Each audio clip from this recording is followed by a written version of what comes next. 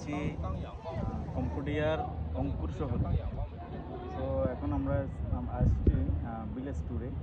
এটা হচ্ছে বোট দিয়ে নিয়ে আসে, জন প্রতি $22 করে নিই। তো একটা মজার বিষয় হচ্ছে কম্বোডিয়ায় কিন্তু ডলারে চলে, আর এই জায়গার রুপিয়ায়ও চলে।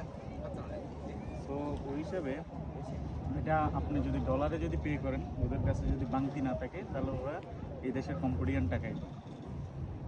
সো এখানেও যে ট্যুরিস্ট যে খরচা, ওই খরচা হিসাব করতে গেলে ট্যুরিস্ট এক্সপেন্সিভই, তবে চলে, ঠিক আছে। তো আপনারা যারাই কম্বোডিয়া আসতে চান, তারা কোনো কিছুর হেল্প লাগলে অবশ্যই নক করতে পারেন। যখন আমি ফ্রি হই আপনাদের মেসেজের অবশ্যই রিপ্লাই দেওয়ার চেষ্টা করি। আর কম্বোডিয়ার ভিসা প্রসেসিং মালয়েশিয়া থেকে অ্যাকচুয়ালি যেদিনই আপনি ভিসার জন্য আবেদন করবেন এম্বাসিতে গিয়ে, ওদিনেই আপনাকে দিয়ে দেবে, ঠিক আছে। সো আপনি চাইলে থাইল্যান্ড আর কম্বোডিয়ার একসাথে একই ডকুমেন্টস দিয়ে আপনি দুটোটা ভিসা পেতে পারেন। আর যেমন আমি এখন থাইল্যান্ড গেছিলাম, থাইল্যান্ড থেকে কম্বোডিয়া আসলাম, এখন আবার আমি মালয়েশিয়া চলে যাব 2-1 দিন থেকে। এই আর কি। সবাই ভালো থাকবেন, ধন্যবাদ।